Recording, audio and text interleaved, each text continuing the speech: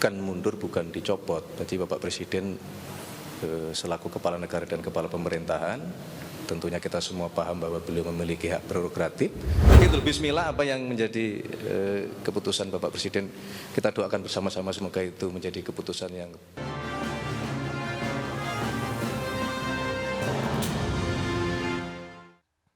Presiden Prabowo Subianto merombak 5 menteri dalam Kabinet Merah Putih dan melantik Menteri Haji dan Umroh yang merupakan kementerian baru. Perombakan kabinet berdasarkan masukan dan evaluasi yang diterima Presiden Prabowo Subianto terkait dengan pergantian Sri Mulyani. Prasetyo Hadi membantah jika Sri Mulyani dicopot atau mundur dari kabinet. Menurut Prasetyo Hadi, pergantian ini merupakan hak prerogatif Presiden dan meminta publik menghormati keputusan Presiden.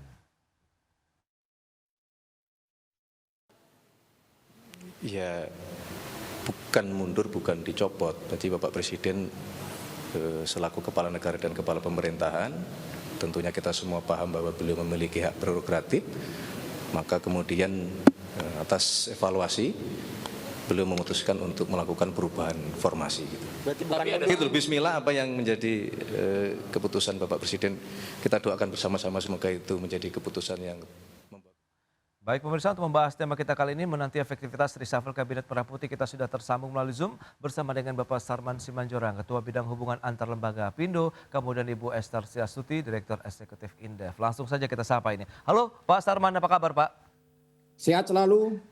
Alhamdulillah baik Mas Pras. Terima kasih juga Bu Esther, terima kasih atas waktu yang disempatkan. Dan sebelum membahas lebih jauh seperti biasa ini kita akan review terlebih dahulu. Indef melihat bagaimana nih dengan keputusan Presiden Prabowo Subianto untuk melakukan perombakan kabinet begitu, khususnya dalam hal pergantian menteri bidang politik kemudian juga ekonomi di sana Bu Esther.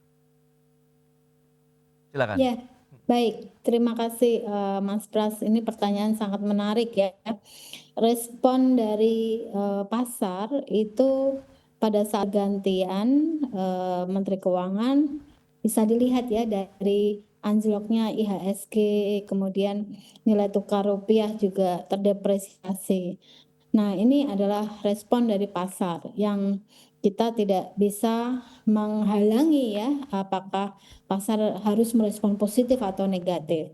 Namun setiap political announcement itu biasanya akan berdampak pada pasar gitu ya. Nah, apakah itu positif dan negatif itu tergantung kondisi dan siapa yang ditunjuk gitu ya, Pak, yang menggantikan. Nah, namun saat ini pergantian Menteri Keuangan dari Ibu Sri Mulyani ya dan menjadi pasar ini bereaksi negatif gitu ya. Nah, kita melihat bahwa sosok dari Menteri Keuangan Ibu Sri Mulyani memang sudah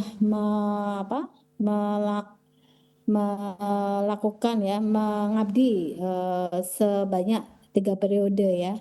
3 periode presiden 3 kali ganti gitu ya.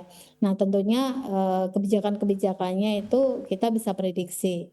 Namun saat ini dengan digantinya Direktur LPS diangkat menjadi Menteri Keuangan itu juga menimbulkan ya apakah Bapak Menteri Keuangan ini bisa menjadi panutan atau punya network dan kredibilitas serta capacity ya seperti yang Menteri Keuangan sebelumnya. Baik, Sir. Nah, kalau Pak Sarman sendiri menilai bagaimana Apindo terkait dengan reshuffle kabinet yang terjadi belakangan ini, atau kita lihat kemarin sudah ada reshuffle untuk Menteri Keuangan begitu di sana? Ya, tentu memang kalau kita lihat bahwa reshuffle ini kan merupakan hak prerogatif Presiden. Ya. Nah, adanya reshuffle kali ini tentu ini merupakan evaluasi terhadap kinerja Kabinet Merah Putih selama 10 bulan.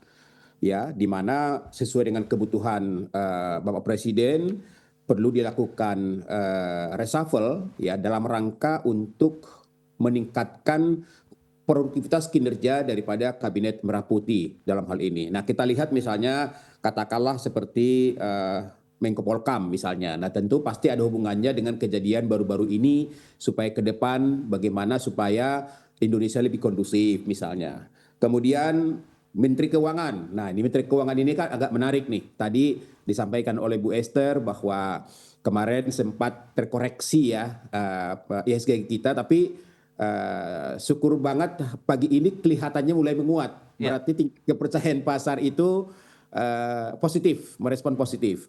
Nah, kalau kita lihat lagi Menteri Koperasi misalnya, Menteri Koperasi ini kan punya target bagaimana supaya 80.000 koperasi ini tentu akan segera terwujud. Ya, kemudian juga Menteri Urusan Haji, kita tahu setiap tahun kita memberangkatkan hampir 220.000 haji ya. Ya, tentu ini juga merupakan salah satu bagian daripada pelayanan pemerintah. Kemudian juga Menteri Perlindungan Pekerja. Kita tahu juga Menteri Perlindungan Pekerja Imigran ini kita punya kekuatan 5,2 juta ya tenaga kerja kita yang ada di luar negeri. Saya rasa ya ini hal yang positif ya dilakukan oleh Presiden, dan saya sangat yakin bahwa reshuffle kabinet kali ini tidak berhenti di sini gitu loh.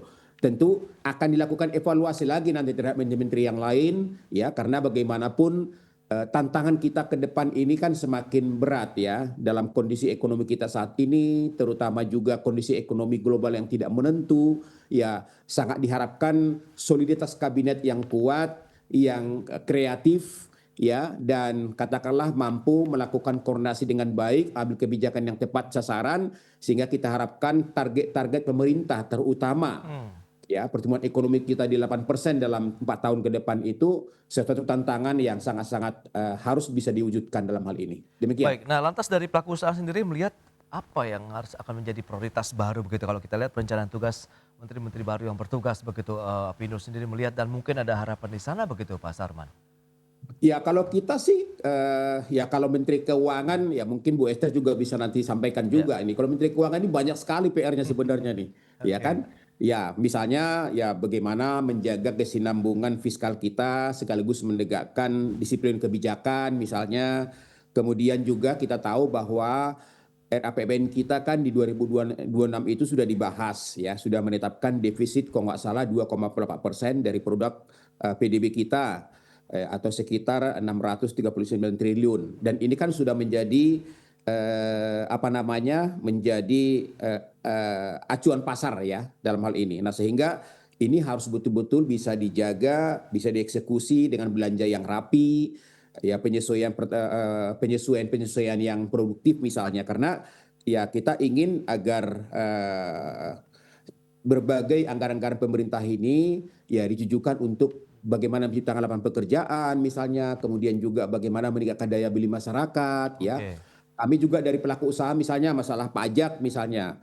Pajak itu jangan menambah beban kelas menengah, tapi bagaimana memperkuat basis pajak dan kepatuhan misalnya. Jadi ya banyak PR yang kalau Menteri Keuangan kalau kita jabarkan ya dalam hal ini. Tapi yang jelas kalau Menteri Koperasi ya tentu yang tadi itu bagaimana program strategis pemerintah ini bisa diwujudkan, karena tujuannya adalah koperasi ini nantinya akan mampu menggerakkan ekonomi dari daerah, mampu menggerakkan ekonomi di desa, sehingga diharapkan juga produktivitas ekonomi makin baik di daerah, dan itu juga akan bisa memberikan kontribusi terhadap pertumbuhan ekonomi nasional.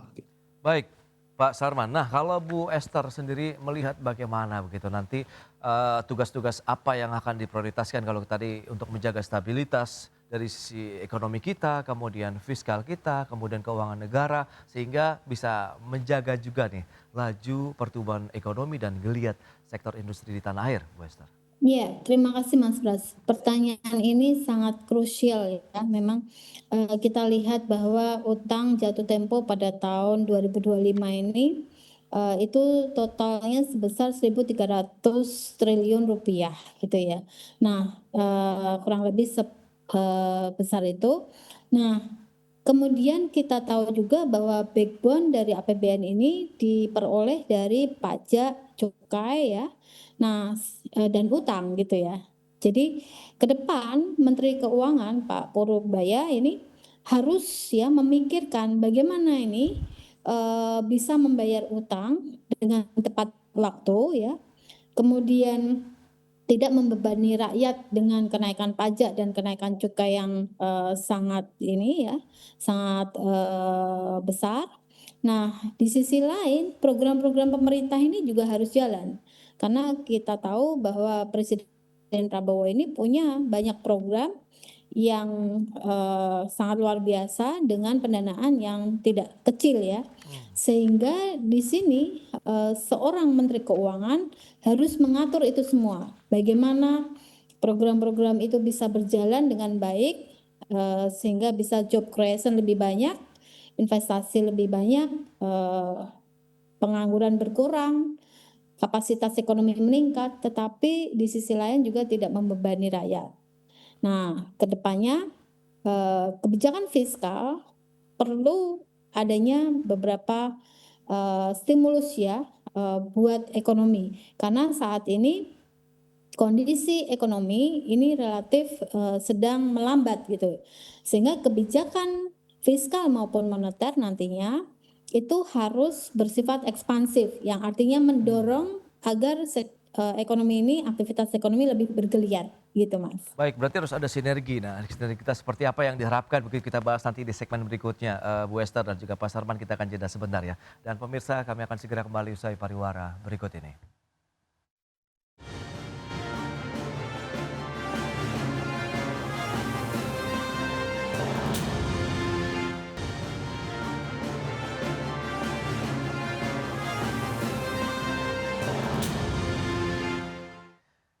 Iya, Anda masih menyaksikan Market Review pemirsa, dan berikut ini kami sampaikan data terkait dengan daftar menteri ataupun wakil menteri yang baru dilantik oleh Presiden Prabowo Subianto. Ini dia data selengkapnya, bisa Anda saksikan di layar televisi Anda. Ya, Bu Sri Mulyani, Menteri Keuangan kita reshuffle ataupun diganti oleh Bapak Purbaya Yudi Sadewa begitu untuk Menteri Keuangan. Dan berikutnya kita akan cermati slide selanjutnya. Ya, ini adalah Menteri Koperasi Budi Aristiadi digantikan oleh Bapak Ferry Juliantono begitu. Ini dia beberapa menteri baru kita di jajaran Kabinet Merah Putih, dan selanjutnya kita akan cermati untuk slide selanjutnya. Baik.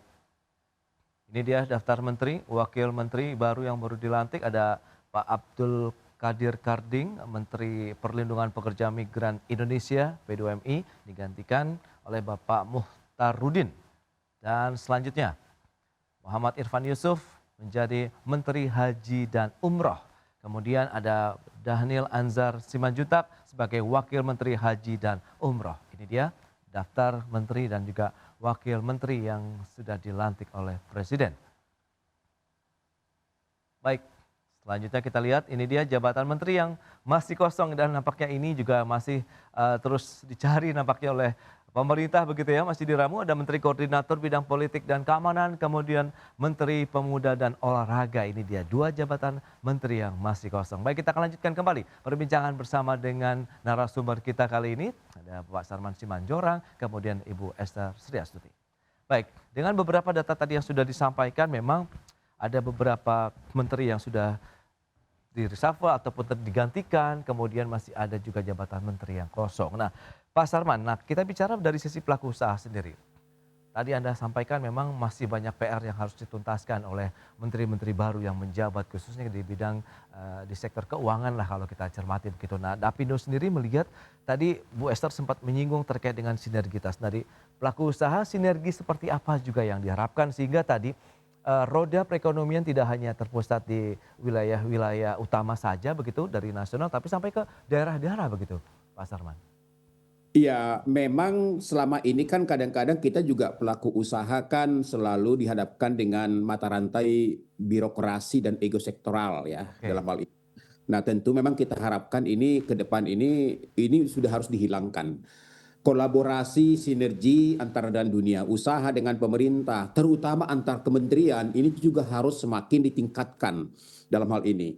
Ya, katakanlah misalnya kalau kita bicara Kementerian Keuangan. Menteri Keuangan ini kan merupakan posisi yang strategis dalam ekonomi kita, karena yang akan mengelola, yang juga akan memiliki target pendapatan, pengeluaran, dan juga menjaga stabilitas moneter dan fiskal kita dalam hal ini. Nah, sehingga memang komunikasi, koordinasi dengan lembaga-lembaga terkait itu harus semakin intensifkan. Katakanlah misalnya dengan Kementerian Keuangan, dengan Bank Indonesia, dengan OJK, kemudian juga lembaga yang baru saat ini dan Antara misalnya, supaya dalam mengambil kebijakan-kebijakan itu adalah kebijakan-kebijakan yang mampu meningkatkan produktivitas perekonomian kita dan juga mampu memberikan kebijakan yang pro bisnis dan pro dunia usaha. Itu satu. Kemudian yang kedua, saya rasa berbagai kebijakan-kebijakan yang saat ini sudah ada itu harus diteruskan sambil dilakukan evaluasi.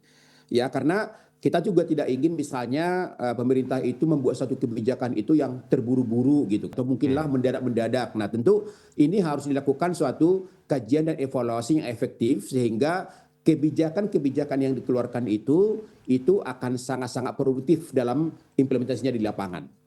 Baik. Kira-kira demikian.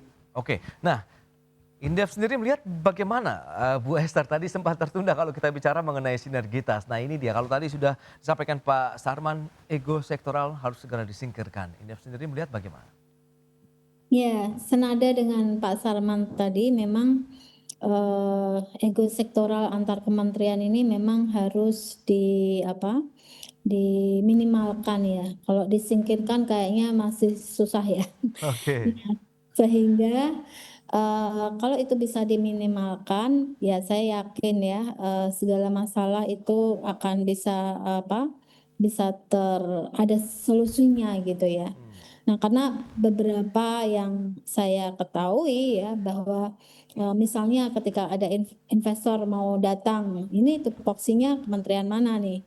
Sebenarnya kan tidak hanya tupoksi dari Kementerian Investasi ya, BKPM, tetapi juga tupoksi dari Kementerian Keuangan yang mungkin menerbitkan insentif-insentif ya, melalui insentif fiskal maupun non fiskal. Kemudian tupoksi juga dari Kementerian Tenaga Kerja ya. Bagaimana membuat iklim investasi itu bisa ramah terhadap job creation, kemudian bagaimana membuat tenaga kerja itu upahnya tidak naik tapi daya belinya tidak turun juga gitu ya. Oke. Dan berbagai hambatan lain yang kalau itu bisa terjadi dan bisa diselesaikan dengan koordinasi dan minimalkan ego sektoral gitu Mas. Ya, permasalahan yang mungkin kalau kita cermati belakangan ini adalah daya beli masyarakat. Nah ini kita lihat butuh kebijakan yang seperti apa untuk bisa meningkatkan daya beli. Karena kita tahu tingkat konsumsi masyarakat kan menjadi salah satu penopang juga nih untuk pertumbuhan ekonomi nasional kita Bu Esther. Ya, untuk bisa meningkatkan daya beli adalah salah satunya ya, pertama harus mengendalikan harga. Stabilitas harga ini harus dilakukan gitu. Nah, kenapa? Kalau harganya itu stabil, maka kenaikan upah per tahun itu bisa mengcover kenaikan harga atau kenaikan inflasi gitu. Nah, itu yang harus dilakukan. Jadi stabilitas harga. Nah, untuk bisa melakukan stabilitas harga yang dilakukan adalah bagaimana memantau ya rantai pasok dari hulu sampai dengan hilir itu lancar. Dan yang kedua, supply-nya juga terpenuhi. Jadi misalnya supply-nya itu cukup, tetapi kalau distribusinya itu ada hambatan ya, maka harga juga akan meningkat tajam. Nah, kalau distribusinya lancar tapi supply-nya tidak terpenuhi, maka juga akan ada kemungkinan ada kenaikan harga. Jadi itu yang harus menjadi concern dari pemerintah. Oke, itu dia dari sisi fiskal juga yang harus diperhatikan. Nah, dari pelaku usaha lagi nih Pak Salman. Lantas kita bicara mengenai insentif. Nah, dari dunia usaha sendiri masih butuh boost tidak sih untuk bisa menggeliatkan lagi begitu aktivitas produksi manufaktur kita, mungkin juga yang industri padat karya yang menyerap banyak tenaga kerja di Indonesia, Pak Sarman? Oh iya, itu pasti. Itu pasti. Jadi artinya gini, bahwa berbagai stimulus-stimulus yang akan diberikan kepada atau insentif yang akan diberikan kepada pengusaha bukan hanya melulu masalah pajak misalnya dalam hal ini, tapi juga banyak sektor-sektor pengusaha-pengusaha yang lain yang membutuhkan negara harus hadir gitu loh, apalagi dengan tantangan seperti ini. Tapi memang bahwa masing-masing sektor itu memiliki kebutuhan masing-masing. Ya, sektor perdagangan, sektor pertanian, sektor infrastruktur, sektor keuangan, retail, dan lain-lain. Itu mereka memiliki katakanlah permintaan stimulus yang berbeda-beda. Nah, untuk itulah makanya kami dari Apindo sangat-sangat mengusulkan kepada pemerintah agar proaktif melakukan dialog dan komunikasi dengan pelaku-pelaku usaha melalui organisasi-organisasi dunia usaha, sehingga pemerintah itu dapat mengakomodir kira-kira kebutuhan-kebutuhan apa yang dibutuhkan oleh pengusaha dalam hal ini. Insentif apa yang tepat? Yang tujuannya pertama, supaya produktivitas daripada pengusaha berbagai sektor usaha itu tetap berjalan efektif dengan baik. Itu yang pertama. Yang kedua, tentu menjaga jangan sampai melakukan PHK atau mengurangi karyawan. Apalagi kan kita lihat Pak Menteri Menko Perekonomian meminta kepada pengusaha supaya jangan melakukan PHK. Bagi kami pengusaha itu, PHK itu kan sudah alternatif terakhir dalam hal ini. Kami juga tidak akan mau dong memphk karyawan kami. Tapi kalau pada posisi itu sudah merupakan keputusan terakhir, kami harus lakukan. Nah, di tengah-tengah seperti ini, negara harus hadir berkomunikasi dengan pengusaha.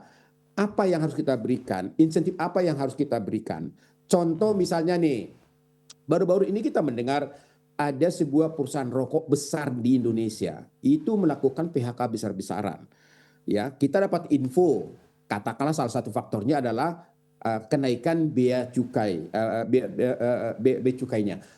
Ini kan harus dievaluasi gitu loh. Kalau memang itu menjadi salah satu faktor, ya pemerintah harus hadir mengevaluasi itu. Karena apa? Kita lihat kan ekonomi kita saat ini kan juga sedang tidak baik-baik saja.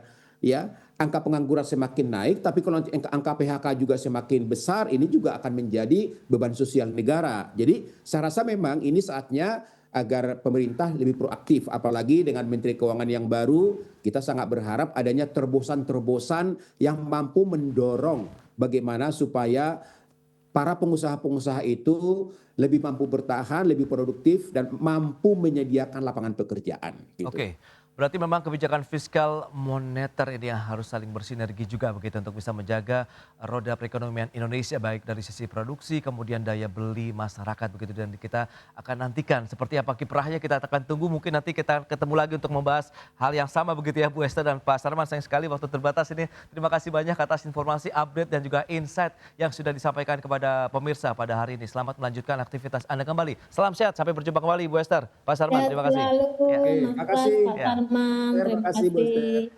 Baik pemirsa, 1 jam sudah saya menemani Anda dalam Market Review, dan perbaharui terus informasi Anda hanya di IDX Channel, your trustworthy and comprehensive investment reference. Karena urusan masa depan harus terdepan. Aku investor saham. Saya Prasetyo Wibowo beserta seluruh kerabat kerja yang bertugas pamit undur diri. Terima kasih, sampai jumpa.